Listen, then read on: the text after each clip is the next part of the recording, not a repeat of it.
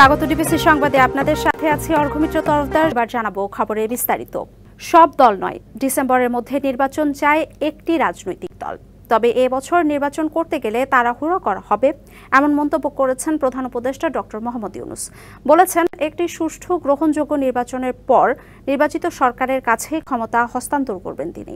বৃহস্পতিবার জাপানের রাজধানী টোকিওতে নিক্কেই ফোরামের ফিউচার অব এশিয়ার ৩০তম সম্মেলনের উদ্বোধনী অনুষ্ঠানে বক্তব্যের পর প্রশ্নোত্তরে তিনি শেখ হাসিনার ভুল পন্থায় দেশ চালিয়েছে বলেও মন্তব্য করেন।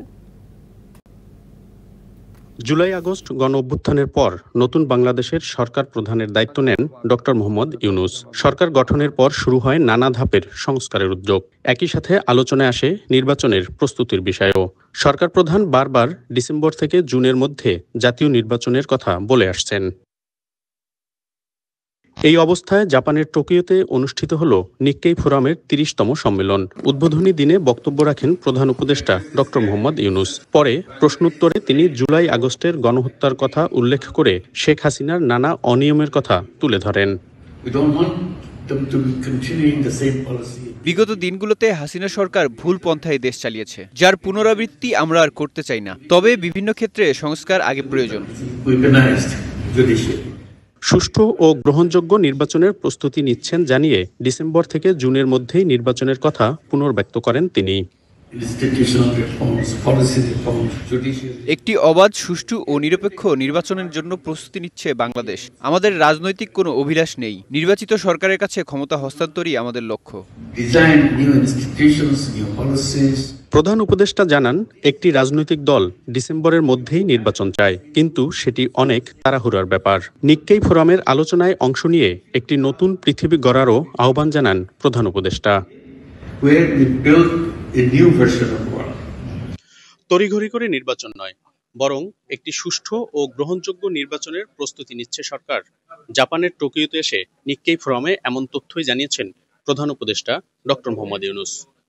তিনি জানিয়েছেন, ক্ষমতায় থাকার কোনো রাজনৈতিক অভিলাষ নয়, বরং নির্বাচনের পর একটি গণতান্ত্রিক সরকারের কাছেই ক্ষমতা হস্তান্তর করতে চান তিনি। Monirul Sohag, DBC news, Tokyo, Japan. Nikkei সম্মেলনের আরও জানাতে টোকিও থেকে সরাসরি যুক্ত হচ্ছেন সহকর্মী মনিরুল সোহাগ। সোহাগ, আজ প্রধান উপদেষ্টার আর কি কি কর্মসূচি আছে জানাবেন?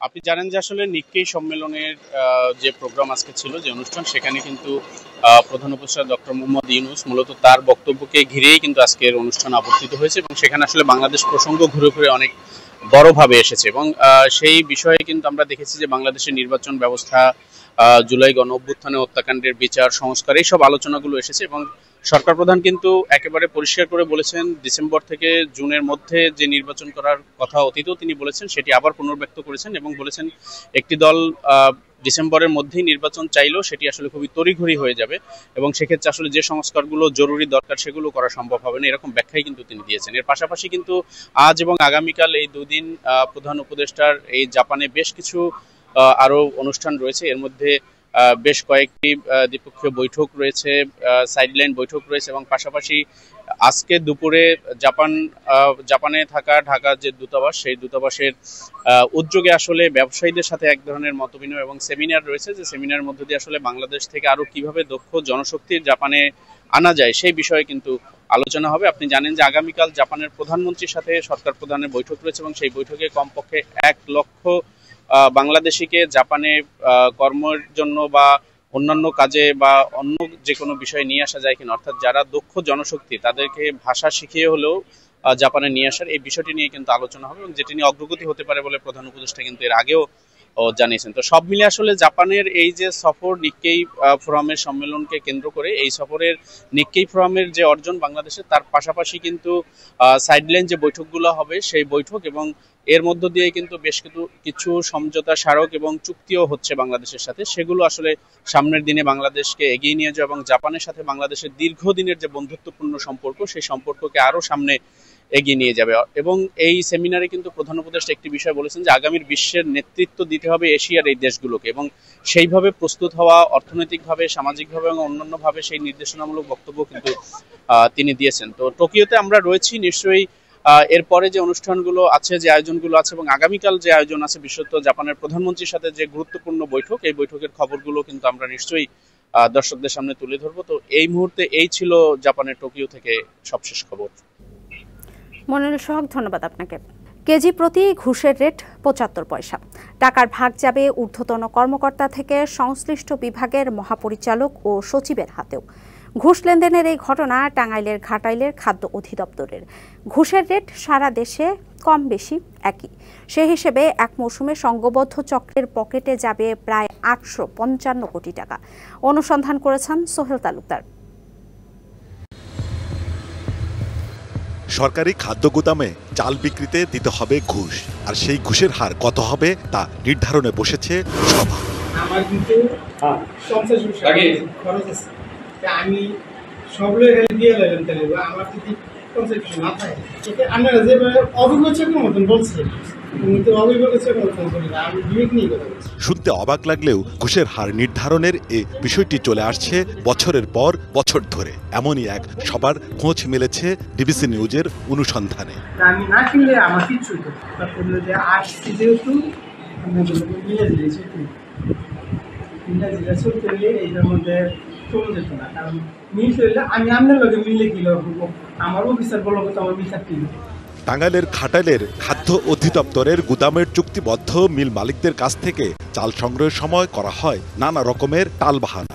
এ থেকে মুক্তির একমাত্র পথ ঘুষ, কিন্তু যেন তেন পরিমাণ দিলে হবে না, নির্ধারণ করতে হবে হার। তাই রীতিমতো সভা করে ঠিক করা হয় কেজি প্রতি ৭৫ পয়সা ঘুষ। আপনাকে আমরা ৭০ পয়সা করে দিয়ে দেবো, এই টাকাটা আমরাই সকল মিলের কাছে আমরা আদায় করে দেবো।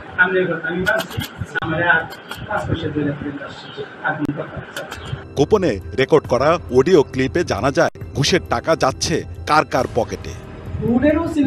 পয়সা একেবারে মন্ত্রণালয় পর্যন্ত যা, এখন তো মন্ত্রী পর্যন্ত জানা। আমি সমাজের মন্ত্রী ছিল, কোন সিলেক্টরিরা মন্ত্রীর বাসায় টাকা দিব না। আমাদের ডিসি ডাইরেক্টরের কাছে জমা লাগবে, ডাইরেক্টর সংগ্রহ আর ডাইরেক্টর চলাচল, যে যিনি প্রোগ্রাম করবো, এই তিনজনের কাছে আমাদের যাইতেই। তবে ঘাটাইলের বৈঠকটি মোটেও বিচ্ছিন্ন ঘটনা নয়। সারা দেশের খাদ্য গুদামের চিত্র প্রায় একই। ঘুষের টাকা আবার চাল বিক্রির আগেই দিতে হয় কুলি সর্দার অথবা নিজস্ব কারো হাতে। এইমাত্র ১ লাখ টাকা ঘুষ দিয়ে আসলাম, এই সর্দারকে ঘুষ দিয়ে আসলাম, ওরা ওই চালটা নিয়ে নিল।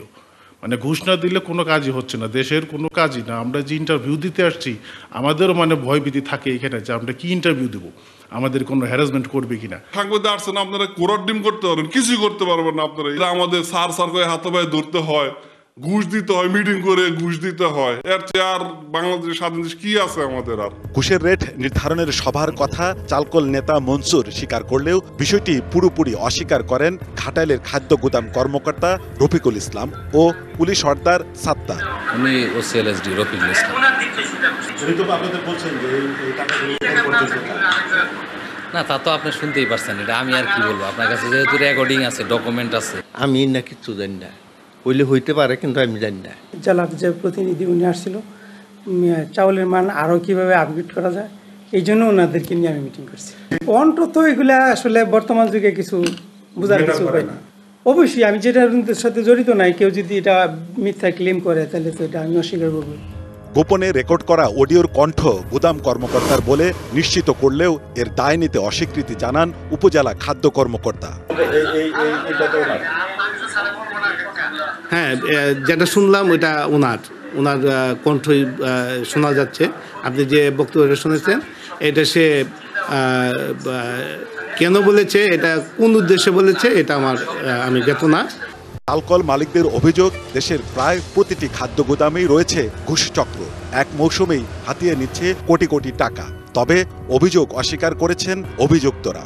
তার বিরুদ্ধে যদি এই ধরনের প্রমাণ থাকে, ওই কর্মকর্তার বিরুদ্ধে আমি ব্যবস্থা নেব। আমাদের আপনার নির্দেশেই এই প্রত্যেকটা যে খাদ্য নিয়ন্ত্রক অফিস আছে সেই না না না না আপনার কোনো কর্মকর্তা যদি বলে থাকে তাহলে তার বিরুদ্ধে ব্যবস্থা নেওয়া হবে। যা কিছু হয় সেটা নিশ্চয়ই পেতে হয়। ইন্টারভিউ তো স্যার মানে দেন না, নরমালি ইন্টারভিউ বলতে আমি চাই। এরকম সুবিধা নেওয়া কৃষকের কাছ থেকে এরকম পাইলে আমরা জবাই করে দিই। অভিযোগটা ডিজি স্যারের কাছে যদি আসে এটা সর্বোচ্চ ব্যবস্থা নেবে যে হোক। টিআইবি পরিচালক বলছেন, দুর্নীতিতে জড়িতদের জবাবদিহিতার আওতায় আনা গেলে অবৈধ লেনদেনে বাধ্য করার তৎপরতা বন্ধ করা যাবে। পরিষ্কারভাবে তারা ক্ষমতার অপব্যবহার করছেন, দুর্নীতি করছেন, প্রতারণা করছেন এবং সংঘবদ্ধভাবে অনিয়ম করে সেটা একটা বিশেষ গোষ্ঠী লাভবান হচ্ছে। সমষ্টি কর্তৃপক্ষ মন্ত্রণালয় তো দেখা উচিত, কিন্তু আমি এক্ষেত্রে দুর্নীতি দমন কমিশন একটা গুরুত্বপূর্ণ ভূমিকা পালন করতে পারে। সারা দেশে খাদ্য গুদাম থেকে সংগ্রহ করা হবে ১,১৪,০১,৮৪৫ মেট্রিক টন চাল। প্রতি কেজিতে কম বেশি ৭৫ পয়সা করে ঘুষ দিতে হলে এক মৌসুমে তা গিয়ে দাঁড়াবে প্রায় ৮৫৫ কোটি টাকা। Sohel Talukdar, DBC news, Dhaka. ৩ দফা দাবিতে চতুর্থ দিনের মতো সরকারি প্রাথমিক বিদ্যালয়ের সহকারী শিক্ষকরা কর্মবিরতি পালন করছেন। তবে শিক্ষার্থীদের স্বার্থে বিভিন্ন জেলায় অধিকাংশ স্কুলে পাঠদান চলমান রেখেছেন। প্রাথমিক বিদ্যালয়গুলোতে দেখা গেছে ঢিলে ঢালা ভাব, শিক্ষার্থীদের উপস্থিতি তুলনামূলক কম। সহকারী শিক্ষকরা স্কুলে গেলেও পুরোপুরি হচ্ছে না শ্রেণী কার্যক্রম। অনেকে প্রতীকী কর্মবিরতি পালন করছেন, তবে অনেক প্রতিষ্ঠানের প্রধান শিক্ষকের তত্ত্বাবধানে আংশিক শ্রেণী কার্যক্রম চলছে।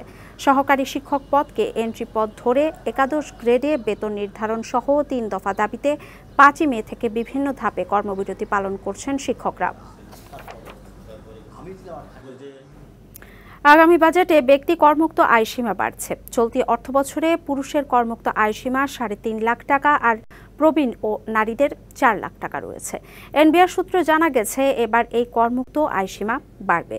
মূল্যস্ফীতির চাপে নাকাল মানুষের জীবনকে স্বস্তি দিতে বিভিন্ন মহল থেকে ব্যক্তি করমুক্ত আয়সীমা বাড়ানোর দাবি ওঠে।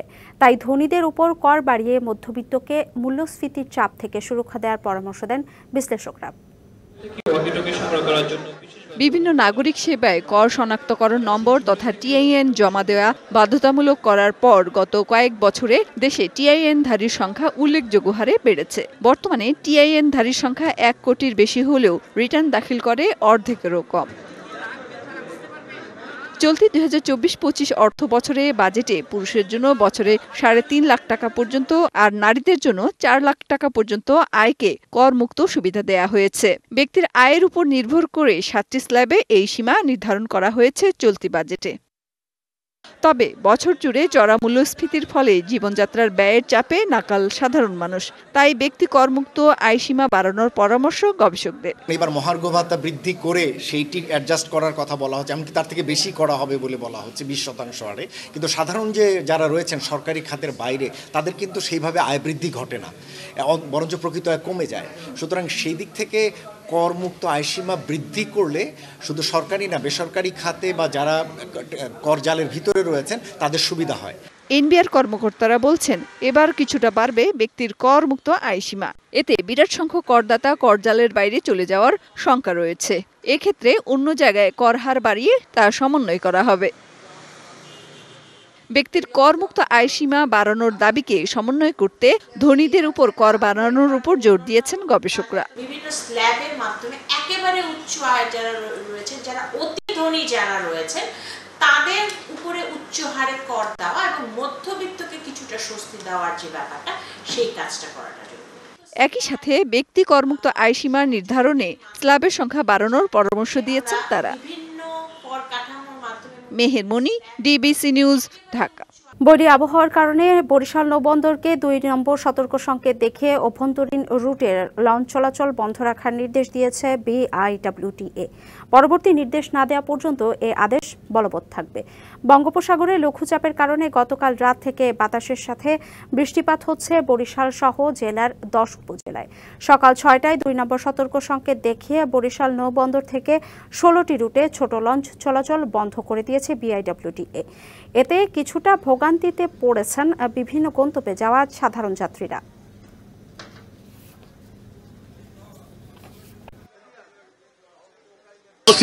চিকিৎসার জন্য ডাক্তার কাছে রাত্রে চিকিৎসা করছি, ইঞ্জেকশন নিচে পায়।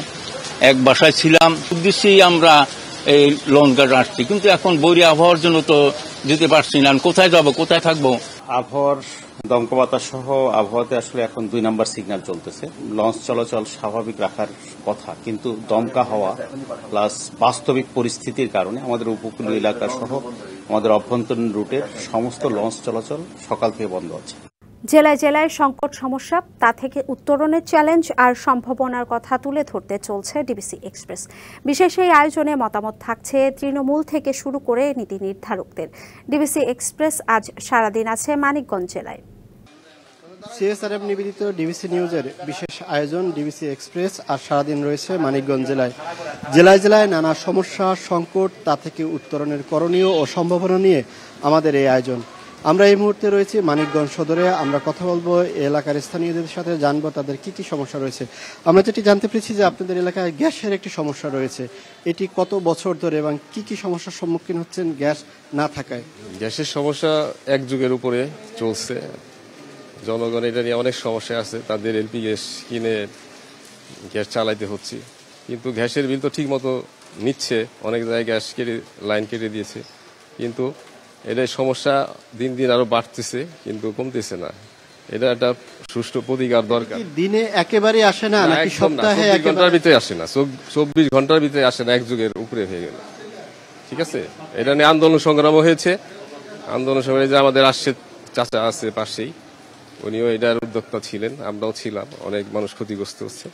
তা আমরা চাচ্ছি যে সুষ্ঠুভাবে গ্যাসটা দিলে জনগণের উপকৃত হয়। জনগণ বাঁচলে তো দেশ বাঁচবে।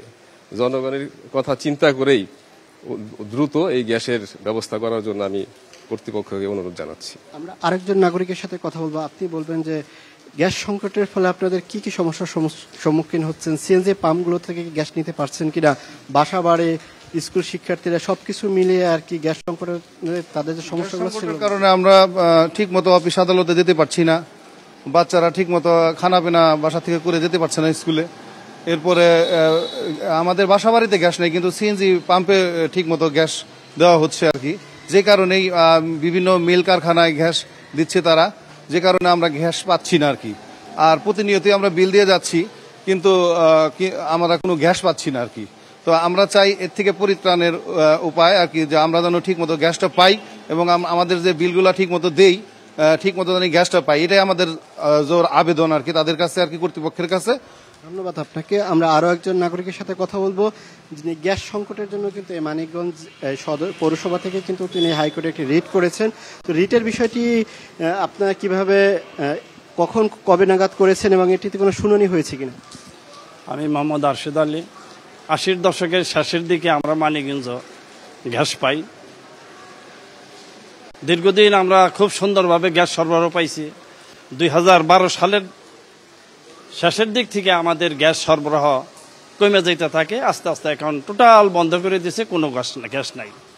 আমরা বাধ্য হইয়া মানিকগঞ্জের মানুষ বহুত হরতাল মিছিল করছি, অনেক দরখাস্ত লিখছি শত শত মানুষের তিতাসের কাছে, কিন্তু কোনো প্রতিকার না পেয়ে বাধ্য হইয়া আমি মহামান্য হাইকোর্টে একটা রিট পিটিশন দায়ের করছি। আমার রিট পিটিশন মঞ্জুর হয়েছে। রিট পিটিশন নং হইলে 16,025/2022।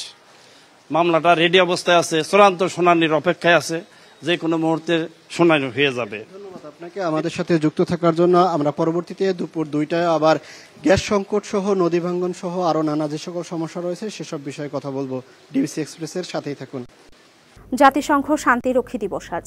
জাতিসংঘ শান্তিরক্ষা কার্যক্রমে অংশগ্রহণকারী বিশ্বের সকল দেশের শান্তিরক্ষীদের অসামান্য অবদানকে এই দিনে গভীর শ্রদ্ধার সাথে স্মরণ করা হচ্ছে। বিশ্বের অন্যান্য দেশের মতো বাংলাদেশে উদযাপন করবে দিনটি। এ উপলক্ষে রাষ্ট্রীয়ভাবে নানা কর্মসূচি হাতে নিয়েছে বাংলাদেশ। সকালে শান্তিরক্ষীদের স্মরণের মাধ্যমে দিবসের কর্মসূচি শুরু হবে, এরপর হবে শান্তিরক্ষী দৌড়।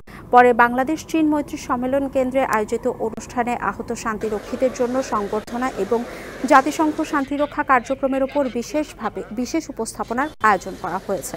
বর্তমানে 10টি দেশে বাংলাদেশের 5,818 জন শান্তিরক্ষী জাতিসংঘ শান্তিরক্ষা মিশনে ও কার্যক্রমে নিয়োজিত আছে, যার মধ্যে 444 জন নারী শান্তিরক্ষী।